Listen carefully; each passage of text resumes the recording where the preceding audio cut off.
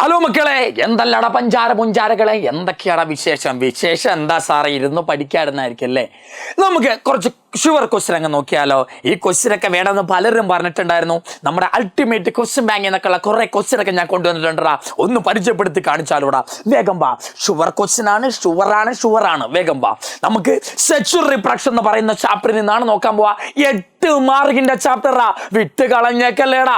First question പറയടാ. കുറെ കുട്ടികൾ എനിക്ക് വാട്സാപ്പിലൊക്കെ മെസ്സേജ് അയച്ചായിരുന്നു, സാർ ഇതിൻ്റെയൊക്കെ ഒന്ന് ഉത്തരം പറഞ്ഞു തരാമോ എന്ന് പറഞ്ഞ് ചോദിച്ച ക്വസ്റ്റ്യൻസാണ് ഞാൻ അധികം ഇവിടെ കൊണ്ട് ഉൾപ്പെടുത്തിയേക്കുന്നത് കേട്ടോ. പറ മക്കളെ. സാറേ, എന്താ സാറേ മോത്തെന്ന് പറയുന്ന ജീവിയും, എന്താ സാറേ മോത്തെന്ന് പറയുന്ന ജീവിയും യൂക്കാ പ്ലാന്റും തമ്മിലുള്ള ബന്ധം? യൂക്കാ പ്ലാന്റും മോത്തെന്ന് പറയുന്ന ഇൻസെക്റ്റും തമ്മിൽ ഒരു ബന്ധമുണ്ട്. വാടാ, ബന്ധം കാണിച്ചു തരാം. ശ്രദ്ധിച്ചോടാ. ഇതാന്നിരിക്കട്ടെ യൂക്കാ പ്ലാന്റ്. ഇതാണ് യൂക്കാ പ്ലാന്റ്. ഇത് യൂക്കാ പ്ലാന്റിന്റെ എന്താണെന്നറിയാമോ? സിഗ്മ. ഇതെന്താണെന്നറിയാമോ? സ്റ്റൈല്. ഇതെന്താണെന്നറിയാമോ? അതിന്റെ ഓവറിയ. ഇതാരാടാ? നമ്മുടെ യൂക്കാ പ്ലാന്റിന്റെ സിഗ്മ, സ്റ്റൈല്, ഓവറിയ. ഈ ഓവറിന്റെ ഉള്ളിലുള്ള സ്ഥലത്തിന്റെ പേരെന്താ? ഞാൻ പഠിപ്പിച്ചതാ. ഒരു ഓവറിന്റെ ഉള്ളിലുള്ള സ്ഥലത്തെ എന്താ വിളിക്കുക? ഉള്ളിലുള്ള സ്ഥലത്തിന്റെ പേരാടാ എന്ത്? ലോക്യൂള്. ഓവറിന്റെ ഉള്ളിലുള്ള സ്ഥലത്തിന്റെ പേരെന്താ? ലോക്യൂൾ എന്നാ വിളിക്കുക. നമ്മുടെ യൂക്കാ പ്ലാന്റിൽ സിഗ്മയുണ്ട്, സ്റ്റൈലുണ്ട്, ഓവറിയുണ്ട്. ഓവറിൻ്റെ ഉള്ളിലുള്ള സ്ഥലം എന്താ? ലോക്യൂളാ. നമ്മുടെ മോത്ത് ഇൻസെക്റ്റ് വരും. മോത്തെന്ന് പറഞ്ഞാൽ ഒരു പ്രാണിയാടാ. ഈ മോത്ത് ഇൻസെക്റ്റ് വരുമടാ. മോത്ത് ഇൻസെക്റ്റ് വന്നിട്ട് നേരെ ഈ ലോക്യൂളിൽ ചെല്ലും. നേരെ ലോക്യൂളിൽ പോയിട്ട് ഈ മോത്ത് ഇൻസെക്റ്റ് അവിടെ എന്തിടുമെന്നറിയാമോ? മുട്ടയിടും, എഗ്ഗിടും. ലാർവ കുഞ്ഞുങ്ങളെ അവിടെ വളർത്തും, മുട്ടയിടും. ആരെ? മോത്ത്. യൂക്കാ പ്ലാന്റിന്റെ ഓവറിന്റെ ഉള്ളിലുള്ള സ്ഥലം എന്താ? ലോക്യൂളാ. ഈ ലോക്യൂളിൽ ചെന്നിട്ട് ആര് മുട്ടയിടുക? Moth plant മുട്ടയിടുക. അപ്പൊ എന്താ മോത്ത് പ്ലാന്റിന്റെ പണി? മോത്ത് പ്ലാന്റ് ചെല്ലും, നമ്മുടെ യൂക്കാ പ്ലാന്റിന്റെ ഓവറിന്റെ ഉള്ളിലെ ലോക്യൂളിൽ പോയി മുട്ടയിടും. ഇതാണ് ഈ യൂക്കാ പ്ലാന്റിനെ കൊണ്ട് മോത്തിന്റെ ഗുണം. നേരെ ചെല്ലും മോത്ത് ചെന്നിട്ട് യൂക്കാ പ്ലാന്റിന്റെ ഓവറിയിലെ ലോക്യൂളിൽ ചെന്ന് മുട്ടയിടും.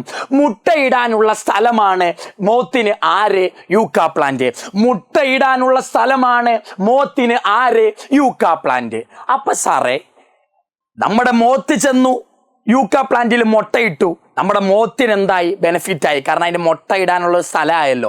സാർ, ഈ മുട്ട ഇടിച്ചത് കൊണ്ട് യൂക്കാ പ്ലാന്റിന് എന്താ ബെനിഫിറ്റ്? യൂക്കാ പ്ലാന്റിന്റെ ബെനിഫിറ്റ് എന്താണെന്നറിയാമോടാ? എന്താ ബെനിഫിറ്റ് എന്നറിയാമോ? ഈ മുട്ടയിട്ട ശേഷം ഉണ്ടല്ലോ, മുട്ടയിട്ട ശേഷം മോത്ത് തിരിച്ചു പോകില്ലേ?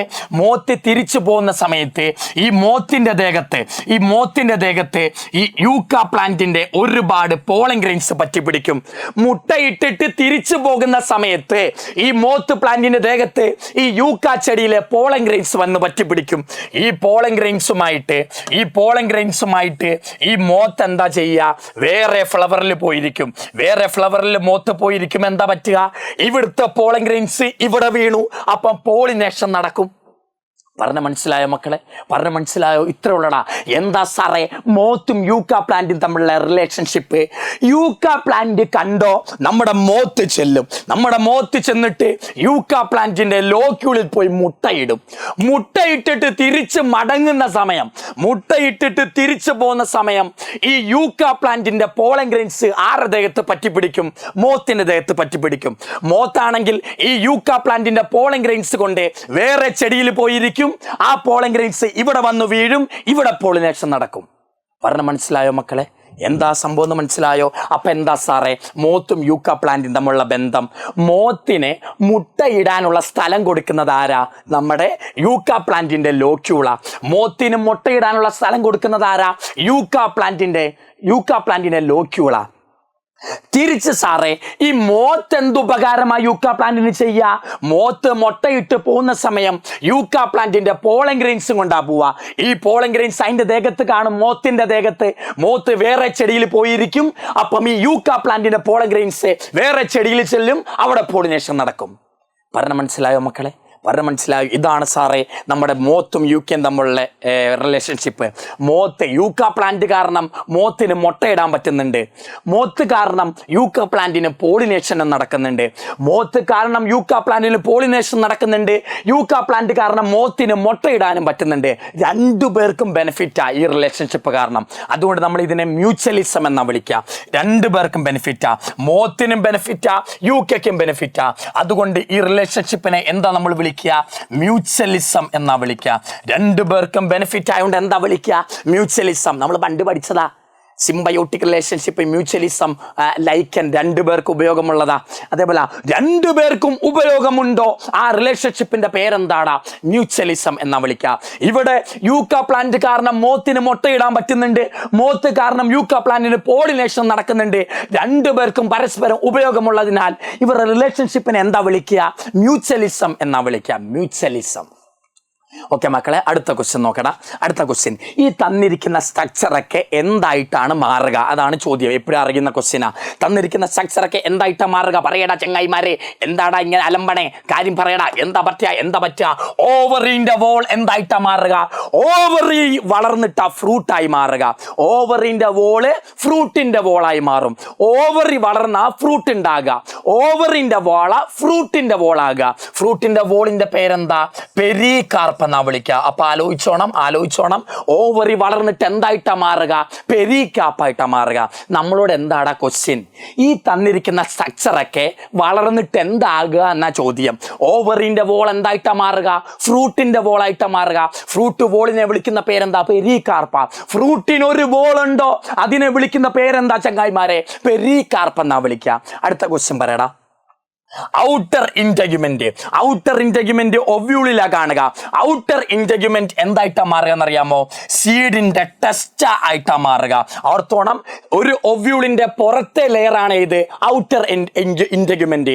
ഈ ഔട്ടർ ഇന്റഗ്യുമെന്റ് സീഡിന്റെ പുറത്തെ ലെയർ ആകുക. പുറത്തെ ലെയറിന്റെ പേരെന്താ? ടെസ്റ്റ് ആയിട്ടാ മാറുക. ഒവ്യൂളിന്റെ അകത്തെ ലെയറിന്റെ പേരാണെന്ത്? Inner integument. ഈ ഇന്നർ ഇന്റഗ്യുമെന്റ് എന്തായിട്ടാ മാറുക? സീഡിന്റെ അകത്തെ ലെയർ ആയിട്ടാ മാറുക. സീഡിന്റെ അകത്തെ ലെയറിന്റെ പേരെന്താ? ടെഗുമെൻ എന്നാ വിളിക്കുക. ടെഗുമെൻ എന്നാ വിളിക്കുക. നോക്കടാ, ഇതാന്നിരിക്കട്ടെ ഓവറി. ഇതാരാ മക്കളെ? ഓവറിക്ക് 2 ലെയർ ഉണ്ട് സാറേ. പുറത്തതേതാ? Outer layer. അകത്തതേതാ? Inner layer. ഈ ഓവറി നേരെ വളർന്നിട്ട് എന്താകും? ഈ ഓവറി നേരെ വളർന്നിട്ട് എന്തായി?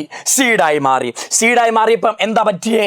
ഈ കണ്ട ഔട്ടർ ഇന്റഗ്യുമെന്റ് നേരെ എന്തായി മാറും? ടെസ്റ്റ് ആയി മാറും.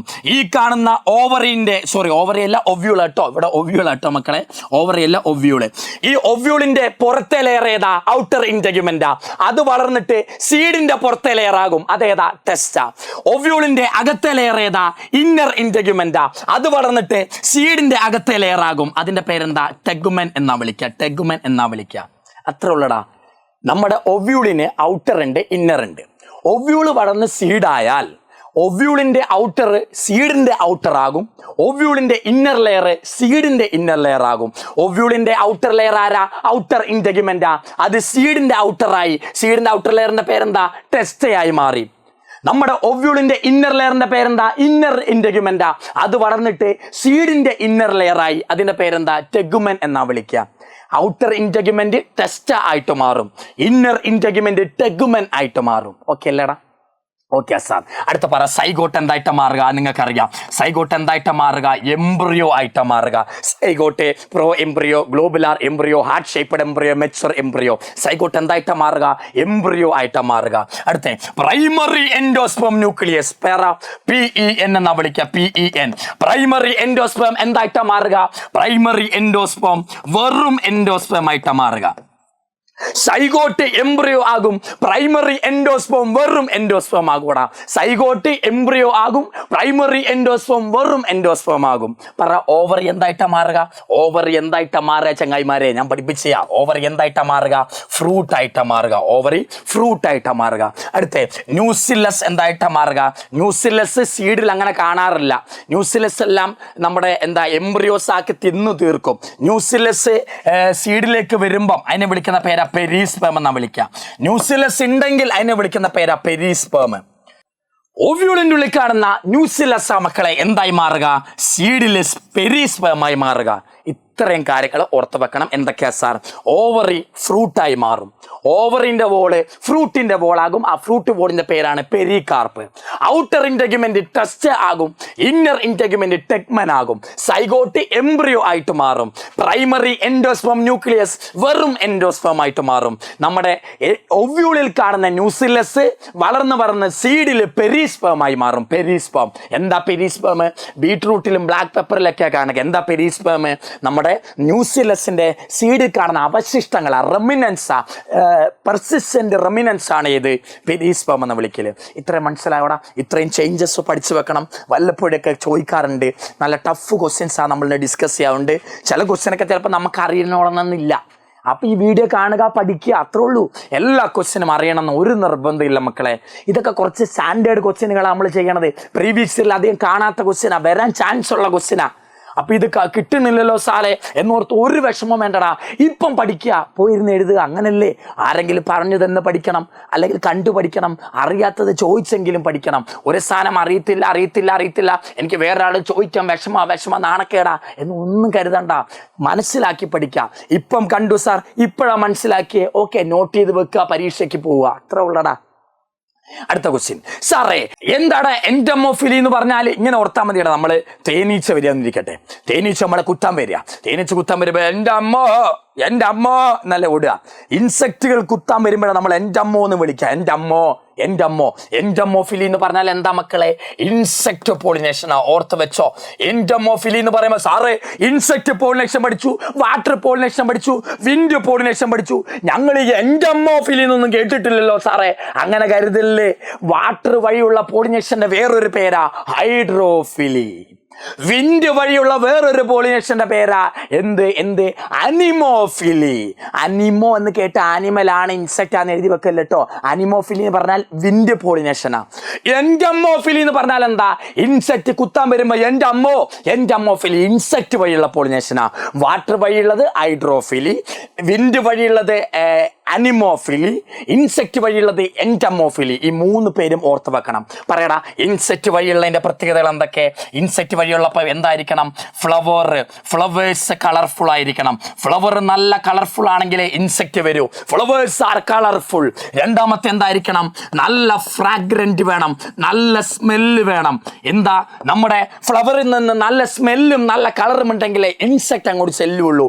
മൂന്നാമത്തെ എന്താ? ആ ചെടീൻ്റെ ഉള്ളിൽ, ആ ഫ്ലവറിൻ്റെ ഉള്ളിൽ നെക്ടർ വേണം, തേൻ വേണം. ഒന്ന്, ഫ്ലവർ കളർഫുൾ ആയിരിക്കണം, നല്ല ഫ്രാഗ്രൻസ് വേണം, നല്ല സ്മെല്ല് വേണം, പിന്നെന്താ? തേൻ ഉണ്ടായിരിക്കണം, നെക്ടർ ഉണ്ടായിരിക്കണം. നാലാമത്തെ ആടാ, ഈ ഇൻസെക്ട് വഴി പോളിനേഷൻ നടക്കുമ്പം അവിടുത്തെ പോളൻ ഗ്രെയിൻസ് സ്റ്റിക്കി ആയിരിക്കണം, ഒട്ടിപ്പിടിക്കുന്നതായിരിക്കണം. ഒട്ടിപ്പിടിച്ചാലല്ലേ മക്കളെ ഒരു ചെടിയിൽ ഇൻസെക്ട് വന്നിരുന്നാല് അതിൻ്റെ ദേഹത്ത് പോളൻ ഗ്രെയിൻസ് പോയി ഒട്ടിപ്പിടിക്കുള്ളൂ. ഒട്ടിപ്പിടിക്കാൻ കഴിവുള്ള പോളൻ ഗ്രെയിൻസ് ആയിരിക്കണം, എങ്കിലേ നമ്മുടെ ഇൻസെക്റ്റുമായിട്ട് പറ്റിപ്പിടിച്ചിരിക്കുകയുള്ളൂ. ഇത്രയും കാര്യങ്ങളാണ് മക്കളെ എൻഡമോഫിലിന്റെ പ്രത്യേകതകൾ. ഞാൻ ഈ ക്വസ്റ്റ്യൻ ഉൾപ്പെടുത്താൻ കാരണം എന്താണെന്നറിയാമോ? ചിലർ വിൻഡ് പോളിനേഷന്റെ പ്രത്യേകതകൾ, വാട്ടർ പോളിനേഷന്റെ പ്രത്യേകതകൾ, ഇൻസെക്ട് പോളിനേഷന്റെ പ്രത്യേകതകൾ എന്ന് പറഞ്ഞ് മാത്രം പഠിച്ചു പോകും. ഈ എൻഡമോഫിലി എന്താ, അനിമോഫിലി എന്താ, ഹൈഡ്രോഫിലി എന്താന്ന് ആരും നോക്കൂല. അപ്പൊ ആ ടേം ഒന്ന് പരിചയപ്പെടുത്താൻ വേണ്ടി മാത്രമാണ് ഈ ക്വസ്റ്റ്യൻ ഇട്ടത്. അപ്പൊ സാറേ എൻഡമോഫിലി എന്ന് പറഞ്ഞാൽ എന്താ? ഇൻസെക്ട് കുത്താൻ വരിക, ഇൻസെക്ട് പോളിനേഷനാ. ഇൻസെക്ട് വഴി പോളിനേഷൻ നടക്കണമെങ്കിലോ നല്ല ഫ്ലവർ ആയിരിക്കണം, കളർഫുൾ ആയിരിക്കണം, എങ്കിലേ ഇൻസെക്ട് വരൂ. നല്ല സ്മെല്ല് ഉണ്ടായിരിക്കണം, എങ്കിലേ ഇൻസെക്ട് വരൂ ആ ഫ്ലവറിലേക്ക്. നല്ല തേൻ ഉണ്ടായിരിക്കണം, എങ്കിലേ ഇൻസെക്ട് വരൂ അങ്ങോട്ടേക്ക്. ഇൻസെക്ട് വന്നു കഴിഞ്ഞ് ഈ പോളൻ ഗ്രെയിൻസ് പറ്റിപ്പിടിക്കുന്നതായിരിക്കണം, സ്റ്റിക്കി ആയിരിക്കണം. Pollen grains R sticky. ഈ 4 പോയിന്റ് ഓർത്തിരിക്കണം ഇൻസെക്ട് പോളിനേഷനിൽ. ഓക്കെ അല്ലേ മക്കളെ? ഓക്കെ അല്ലേ? എന്നാൽ അടുത്തതാടാ, ഒരു വെറൈറ്റിയാണ്. ഒരുപാട് പേരെൻ്റെ അടുത്ത് ചോദിച്ച ക്വസ്റ്റ്യനാ, സാറേ എന്താ സാറേ ഹൈബ്രിഡ് സീഡ്? കാലിടിച്ചാ മക്കളെ, കുഴപ്പമില്ല. എന്താ സാറേ ഹൈബ്രിഡ് സീഡുകൾ? ശ്രദ്ധിച്ചോടാ, ഹൈബ്രിഡ് സീഡുകൾ എന്ന് പറഞ്ഞാൽ എന്താ ഹൈബ്രിഡ് സീഡ്? ശ്രദ്ധിച്ചോ. ഹൈബ്രിഡ് എന്ന് പറഞ്ഞാൽ രണ്ടിൻ്റെയും സംയോജ്യം എന്നാണ് എൻ്റെ അർത്ഥം. ഹൈബ്രിഡ് രണ്ടെണ്ണത്തിൽ നിന്ന് ഉണ്ടാക്കിയത് എന്നാണ് അതിൻ്റെ അർത്ഥം. എന്താ സാറേ ഹൈബ്രിഡ് സീഡ് എന്ന് പറഞ്ഞാൽ? ഒരു കർഷകന് നല്ല വിളവ് കിട്ടണം, നെല്ല് നല്ല പോലെ കൊയ്യണം മക്കളെ, നല്ല വിളവ് കിട്ടണം, നല്ല നെൽപ്പാടങ്ങൾ അങ്ങനെ നിറഞ്ഞു നിൽക്കണം. നല്ല വിളവ് കിട്ടാൻ വേണ്ടിയാ കർഷകന്മാർ ഉപയോഗിക്കുന്ന സീഡാണ് ഇത് ഹൈബ്രിഡ് സീഡ്. നല്ല വിളവ് കിട്ടാൻ, നല്ല പോലെ കൊയ്തെടുക്കാൻ, നല്ല ഗോതമ്പും ചോളവും നെല്ലുമൊക്കെ കൊയ്തെടുക്കാൻ നല്ല ഇനം വിത്തുകൾ ഉപയോഗിക്കണം. കർഷകന്മാർ നല്ല ലാഭത്തിന് വേണ്ടി, നല്ല വിളവെടുപ്പിന് വേണ്ടി ഉപയോഗിക്കുന്ന സീഡുകളാണ് ഏത്? ഹൈബ്രിഡ് സീഡുകൾ എന്നാ വിളിക്കുക. നല്ല വിളവെടുപ്പിന് വേണ്ടി ഉപയോഗിക്കുന്ന സീഡുകളാണ് ഹൈബ്രിഡ് സീഡുകൾ. എന്താ സാറേ ഹൈബ്രിഡ് സീഡ് എന്ന് പറഞ്ഞാൽ? ഒന്നുമില്ലടാ, ശ്രദ്ധിച്ചോ. ഇതൊരു നെല്ലാന്നിരിക്കട്ടെടാ, ഇതൊരു നെല്ല കേട്ടോ, ഇതൊരു നെല്ലാണ്, ഇതൊരു നെല്ല.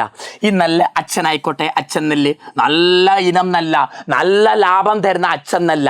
ഇതെന്താ വേറെ ലാഭം തരുന്ന ഒരു അമ്മ നെല്ല്, ഇതെന്താ ഫീമെയിൽ ആയിക്കോട്ടെ. ഈ നല്ല ലാഭം തരുന്ന നല്ല ക്വാളിറ്റിയുള്ള മെയിൽ ചെടിയിൽ നിന്നും നല്ല ക്വാളിറ്റിയുള്ള ഫീമെയിൽ ചെടിയിൽ നിന്നും യോജിപ്പിച്ചുണ്ടാക്കുന്ന സീഡിന്റെ പേരാ മക്കളെ എന്ത്? Hybrid seed. നല്ല നല്ല നല്ല നല്ല ക്വാളിറ്റിയുള്ള, നല്ല വിളവെടുപ്പും നല്ല ലാഭവും നല്ല ഗുണങ്ങളുമുള്ള ഒരു മെയിൽ ചെടീനെ എടുക്കും, ഒരു മെയിൽ നെൽച്ചെടീനെ എടുക്കും. നല്ല ഗുണങ്ങളും നല്ല വിളവെടുപ്പും നല്ല പ്രോപ്പർട്ടീസുമുള്ള ഒരു ഫീമെയിൽ ചെടീനെ എടുക്കും. ഈ രണ്ട് മെയിൽ ചെടീനെയും ഈ നല്ല ഗുണമുള്ള ഫീമെയിൽ ചെടീനെയും, രണ്ടും നല്ല ഗുണമുള്ളവരായിരിക്കണം കേട്ടോ. ഈ രണ്ടും നല്ല ഗുണമുള്ളവരാ. നല്ല ഗുണമുള്ള മെയിൽ ചെടിയുമായിരിക്കണം, നല്ല ഗുണമുള്ള ഫീമെയിൽ ചെടിയായിരിക്കണം. ഈ രണ്ടുപേരെ തമ്മിൽ ക്രോസ് പോളിനേഷൻ നടത്തിയിട്ട് ഉണ്ടാക്കുന്ന സീഡുകളാണ് ഇത് ഹൈബ്രിഡ് സീഡുകൾ. എന്താണ് ഹൈബ്രിഡ് സീഡുകൾ എന്നാ വിളിക്കുക? ഹൈബ്രിഡ് സീഡുകൾ എന്നാ വിളിക്കുക. ഇത് ഓർത്ത് വെക്കണം കേട്ടോ, ശ്രദ്ധിച്ചോ. എന്താ സാറേ ഹൈബ്രിഡ് സീഡ് എന്ന് പറഞ്ഞാൽ? ഹൈബ്രിഡ് സീഡ് എന്ന് പറഞ്ഞാൽ എന്താ മക്കളെ? ഹൈബ്രിഡ് സീഡ് എന്ന് പറഞ്ഞാൽ നല്ല ഗുണമുള്ള മെയിൽ ചെടിയിൽ നിന്നും നല്ല ഗുണമുള്ള ഫീമെയിൽ ചെടിയിൽ നിന്നും ക്രോസ് പോളിനേഷൻ നടത്തി, ഇവർ രണ്ടുപേരെ ക്രോസ് പോളിനേഷൻ നടത്തി ഉണ്ടാക്കുന്ന സീഡാണ് ഇത് ഹൈബ്രിഡ് സീഡ്. മെയിൽ ചെടിയിനെയും ഫീമെയിൽ ചെടിയിനെയും ക്രോസ് നടത്തി ഉണ്ടാക്കുന്ന സീഡുകളാണ് ഹൈബ്രിഡ് സീഡുകൾ. ഈ ഹൈബ്രിഡ് സീഡ് കൊണ്ട് നമ്മൾ നടും മക്കളെ. ഈ ഹൈബ്രിഡ് സീഡ് കൊണ്ടുപോയിട്ട് എവിടെ നടും? നമ്മുടെ പാടത്ത് നടും. പാടത്ത് നടുമ്പോഴോ ഈ ഹൈബ്രിഡ് സീഡുകൾ നട്ട് കഴിയുമ്പോൾ എന്താ പറ്റുക? ഹൈബ്രിഡ് സീഡുകൾ കുഴിച്ചിട്ടു, കണ്ടോ, വിതച്ച് കഴിയുമ്പോൾ എന്താ പറ്റുക? ഈ ഹൈബ്രിഡ് സീഡിൽ നിന്ന് നല്ല പോലെ എന്തുണ്ടാകും? നല്ല പോലെ വിളവുണ്ടാകും. ഈ ഹൈബ്രിഡ് സീഡ് വളരും, നല്ല പോലെ വിളവുണ്ടാകൂടാ, നല്ല പോലെ വിളവുണ്ടാകും. ഇതാണ് ഹൈബ്രിഡ് സീഡിന്റെ പ്രത്യേകത. ഹൈബ്രിഡ് സീഡ് എന്ന് പറഞ്ഞാൽ എന്താ? നല്ല ഗുണമുള്ള മെയിൽ ചെടിയിൽ നിന്നും നല്ല ഗുണമുള്ള ഫീമെയിൽ ചെടിയിലെയും ക്രോസ് ചെയ്തുണ്ടാക്കുന്ന സീഡുകളാണ് ഹൈബ്രിഡ് സീഡുകൾ. ഈ ഹൈബ്രിഡ് സീഡുകളെ പോയി വാങ്ങിച്ചുകൊണ്ട് വരും ആര്? കർഷകർ ഈ ഹൈബ്രിഡ് സീഡിനെ വാങ്ങിച്ചുകൊണ്ട് വന്നിട്ട് വിതയ്ക്കും. വിതച്ച് കഴിയുമ്പം ഇവർ വലുതാകും, നല്ല വിളവെടുപ്പായിരിക്കും തരിക. പക്ഷേ ഈ ഹൈബ്രിഡ് സീഡ് ഉണ്ടാക്കാൻ ഒരു പോരായ്മയുണ്ട്. എന്താണെന്നറിയാമോ? ഹൈബ്രിഡ് സീഡ് ഉണ്ടാക്കാൻ ഒരു പോരായ്മയുണ്ടടാ. എന്താണെന്നറിയാമോ ഇതിൻ്റെ ഡിസ്അഡ്വാൻറ്റേജ്? ഈ ഹൈബ്രിഡ് സീഡൊന്നും നല്ല വിളവൊക്കെ തരും, കാര്യം ശരിയാ. പക്ഷെ എന്താണെന്നറിയാമോടാ? ഈ ഹൈബ്രിഡ് സീഡ് ഉണ്ടാക്കുന്നത് ഭയങ്കര എക്സ്പെൻസാ. ഹൈബ്രിഡ് സീഡ് ഉണ്ടാക്കുന്ന ഈ പരിപാടിയില്ലേ, ഇത് ഭയങ്കര പണച്ചെലവാ. നല്ല പൈസ ഒന്നും ഇല്ലാത്ത കർഷകനാണെങ്കിൽ ഒരു പരിപാടി നടക്കൂല. അപ്പം ഇതെന്താ മക്കളെ? എക്സ്പെൻസ് പ്രോസസ്സാ. നല്ല പൈസ എടുക്കണ പരിപാടിയാ. നല്ല പോലെ പൈസ ചെലവാക്കിയാലേ ഹൈബ്രിഡ് സീഡിനെ ഉണ്ടാക്കാനും പറ്റൂ, വാങ്ങിച്ചുകൊണ്ട് വരാനും പറ്റൂ. അപ്പം നല്ല പൈസ ഇല്ലാത്ത കർഷകന് ഹൈബ്രിഡ് സീഡ് ഉപയോഗിക്കാൻ പറ്റുമോ? ഇല്ല. അപ്പം ഇതെന്താ? എക്സ്പെൻസ് ഉള്ള പ്രോസസ്സാണ്. രണ്ടാമത്തെ എന്താണെന്നറിയാമോ? ഈ ഹൈബ്രിഡ് സീഡ് ഉണ്ടാക്കുന്ന ഭയങ്കര ടൈം എടുക്കൂടാ, ഭയങ്കര ടൈം കൺസ്യൂമിങ് പ്രോസസ്സാണ്. രണ്ടാമത്തെ എന്താടാ? ഹൈബ്രിഡ് സീഡ് ഉണ്ടാക്കൽ നല്ല പോലെ ടൈം എടുക്കുന്ന പ്രോസസ്സാണ്. നല്ല മെയിലിനെ എടുക്കണം, നല്ല ഫീമെയിലിനെ എടുക്കണം, രണ്ടിനെയും കൂടെ ലബോറട്ടറി വെച്ച് ക്രോസ് ചെയ്യിപ്പിക്കണം. ഒരുപാട് കാലമെടുക്കും, ഭയങ്കര ടൈം എടുക്കുന്ന പരിപാടിയാണ് ഏത് ഹൈബ്രിഡ് സീഡ് ഉണ്ടാക്കൽ. അപ്പോൾ ഇത്രയാണ്. ഇതിൽ ഞാൻ കുറേ നേരം ചിലവാക്കിയാലും ഒരു കുഴപ്പമില്ലടാ. ഭയങ്കര ഇമ്പോർട്ടൻ്റ് ക്വസ്റ്റ്യനാണ്, അധികം കുട്ടികൾ കാണാത്ത ക്വസ്റ്റ്യനാണ്. NCERT ഏറ്റവും ബാക്കിൽ അപ്പോമിക്സസ് എന്ന് പറയുന്ന ഭാഗത്താണ് ഈ ക്വസ്റ്റ്യൻ പറയണത്. പലരും അങ്ങനെ കാണാത്ത ക്വസ്റ്റ്യൻ ആയിരിക്കും. സാർ ഇതെന്താ സാർ ഹൈബ്രിഡ് സീഡ് എന്ന് പറഞ്ഞാൽ? മെയിൽ ചെടി, നല്ല ഗുണമുള്ള മെയിൽ ചെടി, അങ്ങനെ പറയണം. നല്ല ഗുണമുള്ള മെയിൽ ചെടീനെയും നല്ല ഗുണമുള്ള ഫീമെയിൽ ചെടീനെയും ക്രോസ് ചെയ്തിട്ട് അവരെ ക്രോസ് പോളിനേഷൻ നടത്തിയിട്ട് ഉണ്ടാക്കിയെടുക്കുന്ന സീഡുകളായിരിക്കും ഹൈബ്രിഡ് സീഡുകൾ. ഈ ഹൈബ്രിഡ് സീഡുകളുടെ പ്രത്യേകത എന്താ? ഈ സീഡുകൾക്ക് ഈ നല്ല ഗുണമുള്ള മെയിൽ ചെടീൻ്റെ സ്വഭാവം കാണും, ഈ നല്ല ഗുണമുള്ള ഫീമെയിൽ ചെടീൻ്റെ സ്വഭാവം കാണും. ഈ മെയിലിൻ്റെയും ഫീമെയിലിൻ്റെയും നല്ല ഗുണങ്ങളുള്ളതാണ് ഏത്? ഹൈബ്രിഡ് സീഡുകൾ. ഈ ഹൈബ്രിഡ് സീഡുകൾ കർഷകന്മാർ കൊണ്ടുപോയി നട്ട് കഴിയുമ്പോഴോ ഇത് വളർന്ന് വലുതാകും, നല്ല പോലെ വിളവെടുപ്പും കിട്ടും, ഒരു പ്രശ്നവുമില്ല. പക്ഷേ ഹൈബ്രിഡ് സീഡുകൾ അങ്ങനെ കർഷകന്മാർ വാങ്ങിക്കാറില്ല. കാരണം എന്താണെന്നറിയാമോ? ഹൈബ്രിഡ് സീഡുകൾ ഭയങ്കര പൈസ ചെലവാക്കും. ചിലവാക്കും. ഹൈബ്രിഡ് സീഡ് വാങ്ങിക്കാൻ നമുക്ക് ഒരുപാട് പൈസ വേണം, എക്സ്പെൻസ് പ്രോസസ്സാണ്. അടുത്തെന്താ അറിയാമോ, ഈ ഹൈബ്രിഡ് സീഡ് ഉണ്ടാക്കൽ അത്ര എളുപ്പമൊന്നുമല്ല, കുറേ ടൈം എടുക്കുന്ന പ്രോസസ്സാണ്. ഈ രണ്ട് കാരണം മൂലം ഹൈബ്രിഡ് സീഡിനെ അധികം ആരും ഉപയോഗിക്കാറില്ല, കർഷകന്മാർ ഉപയോഗിക്കാറില്ല. കർഷകന്മാർ എന്ത് സീഡാണ് ഉപയോഗിക്കാന്നറിയാമോ? കർഷകന്മാർ എന്ത് അപ്പോമിറ്റിക് സീഡാ ഉപയോഗിക്കുക. എന്താണ് അപ്പോമിറ്റിക് സീഡാ ഉപയോഗിക്കുക? ഓർത്തോണം, അപ്പോമിറ്റിക് സീഡാണ് ആരുപയോഗിക്കുക? കർഷകന്മാർ ഉപയോഗിക്കുക. അപ്പോമിറ്റിക് സീഡ് എന്ന് പറയുന്നത് എന്താ? അപ്പോമിക്സിസ്, ഒരു പ്ലാന്റിൽ അപ്പോമിക്സിസ് നടത്തിയിട്ട് ഉണ്ടാക്കുന്ന സീഡ്. ഒരു പ്ലാന്റിൽ അപ്പോമിക്സിസിന്റെ ജീനിട്ട് കൊടുക്കുമ്പോഴോ ആ പ്ലാന്റിൽ അപ്പോമിക്സിസ് നടക്കും. എന്നിട്ട് എളുപ്പം എന്തുണ്ടാകും? സീഡുകൾ ഉണ്ടാകും. അപ്പോമിക്സിസ് വഴി ഉണ്ടാകുന്ന സീഡുകളാണ് ഏത്? അപ്പോമിറ്റിക് സീഡ്. ഇപ്പം നമ്മുടെ ജനറേഷനിൽ ഈ അപ്പോമിറ്റിക് സീഡുകളാണ് കർഷകന്മാർ എന്തിനുപയോഗിക്കുക? വിളവെടുക്കാൻ വേണ്ടി ഉപയോഗിക്കല് കേട്ടോ. ഇത്തരം കാര്യം ഓർത്ത് വെച്ചാൽ മതി. ഹൈബ്രിഡ് സീഡ് എന്താ? അപ്പോമിറ്റിക് സീഡ് എന്താ സാറേ ഹൈബ്രിഡ് സീഡ് എന്ന് പറഞ്ഞാൽ? നല്ല ഗുണമുള്ള മെയിലിനെയും ഫീമെയിലിനെയും ക്രോസ് ചെയ്ത് ഉണ്ടാക്കുന്നതാ ഹൈബ്രിഡ് സീഡ്. ഹൈബ്രിഡ് സീഡിന് ഈ രണ്ട് അച്ഛൻ്റെ അമ്മേൻ്റെ സ്വഭാവം കാണും. ഈ ഹൈബ്രിഡ് സീഡ് കൊണ്ടുപോയി നട്ടാൽ എന്താ പറ്റുക? സീഡ് മുളയ്ക്കും, നല്ല വിളവെടുപ്പ് തരും. പക്ഷെ ഈ പ്രവർത്തനത്തിനൊരു പോരായ്മയുണ്ട്. എന്താ? ഈ ഹൈബ്രിഡ് സീഡിന് ഭയങ്കര രൂപയാ, എക്സ്പെൻസ് ആണ് ഹൈബ്രിഡ് സീഡ്. രണ്ടാമത്തെ എന്താ? ഹൈബ്രിഡ് സീഡ് ഉണ്ടാക്കിയെടുക്കുന്നതോ ഭയങ്കര ടൈം എടുക്കുന്ന പ്രോസസ്സാ. അപ്പൊ ആരും അധികം ഇതിന് മുതിരാറില്ല. അതാണ് അടുത്ത പ്രശ്നം.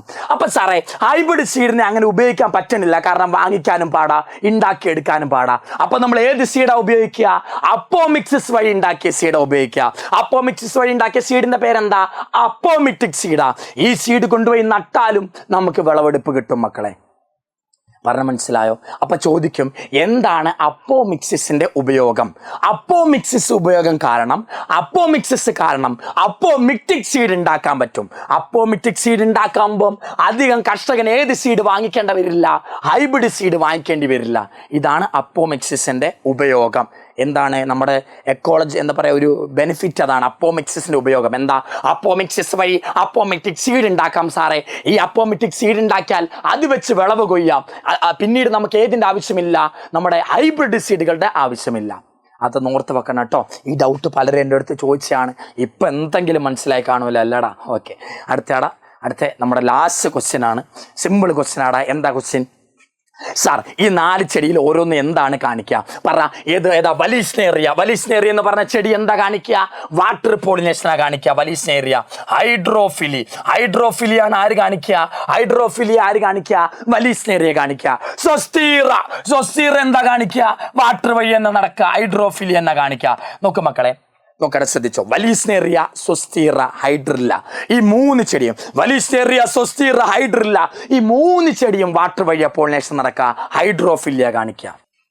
അടുത്ത ഗ്രാസ് എന്താ കാണിക്കുക? ഗ്രാസ് കാണിക്കുന്നത് ഏത് പോളിനേഷനാടാ? വിൻഡ് പോളിനേഷനാ.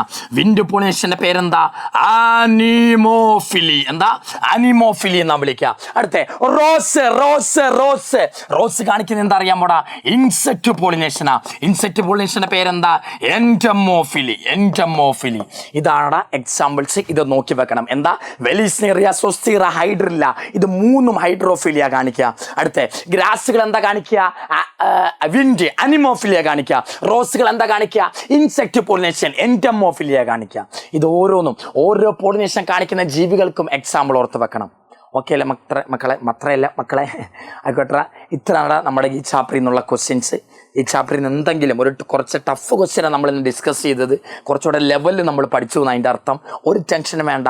ഇത് കിട്ടുന്നില്ല എന്നാലോചിച്ച് വിഷമിക്കൊന്നും വേണ്ടടാ. ഇപ്പം പഠിക്കുക, അത്ര തന്നെ. ഇതുവരെ കിട്ടിയിട്ടില്ല, ഇപ്പം പഠിക്കുക. പുതിയൊരു കൺസെപ്റ്റ് ഞാൻ ഇങ്ങനത്തെ പറഞ്ഞു തന്നിട്ടുണ്ട്. ഹൈബ്രിഡ് സീഡുകൾ എന്താണ്, അതിൻ്റെ ഉപയോഗം എന്താ, അപ്പോമിക്സിസ് ഉപയോഗിക്കുന്ന കാരണം അപ്പോമിറ്റിക് സീഡാണ് ഉണ്ടാകുക. ഹൈബ്രിഡ് സീഡിൻ്റെ ഉപയോഗം നമുക്ക് കുറയ്ക്കാം. ഓക്കെ അല്ലേ മക്കളെ? അപ്പം ഇത് കാര്യം ഓർത്ത് വെക്കുക. ഇതാണ്, ഇത്രയും ടോപ്പിക്കാണ്. നമുക്ക് ഈ ചാപ്റ്ററിൽ നിന്ന് ടഫായിട്ട് വേണമെങ്കിൽ ചോദിക്കാം. ഒരൊറ്റ ക്വസ്റ്റ്യൻ കൂടെ ഞാൻ ചോദിക്കാം, അത് നിങ്ങൾ വന്ന് കമൻറ്റ് ചെയ്യണമടാ. ആ ക്വസ്റ്റ്യൻ എന്താണെന്നറിയാമോ? നിങ്ങൾക്ക് മനസ്സിലായിട്ടുണ്ടെങ്കിൽ, ഈ ചാപ്റ്റർ മനസ്സിലായിട്ടുണ്ടെങ്കിൽ കമൻറ്റ് ചെയ്യണം. എന്താ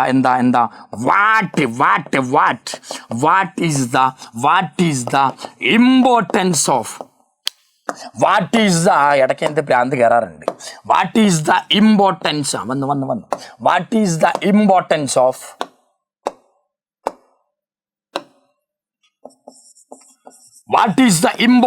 ഓഫ് അപ്പോമിക്സിസ്. വേഗം പറഞ്ഞോടാ, what is the importance of apomixis? വേഗം കമൻറ്റ് ചെയ്യണേടാ, വേഗം കമൻറ്റ് ചെയ്യണേ. ഇതാണ് എൻ്റെ ചോദ്യം. ഇത് വന്ന് കമൻറ്റ് ചെയ്യണം. മനസ്സിലായോ, മനസ്സിലായില്ലേ? ഈ ക്വസ്റ്റ്യൻസ് വെറൈറ്റി ആയി തോന്നി സാറേ, കിട്ടുന്നുണ്ട് സാറേ, കുഴപ്പമില്ല, പഠിച്ചു സാറേ, എന്താന്ന് വെച്ചൊന്ന് കമൻറ്റ് ചെയ്തേക്കണം മക്കളെ. ഞാൻ വന്ന് നോക്കൂ കേട്ടോ.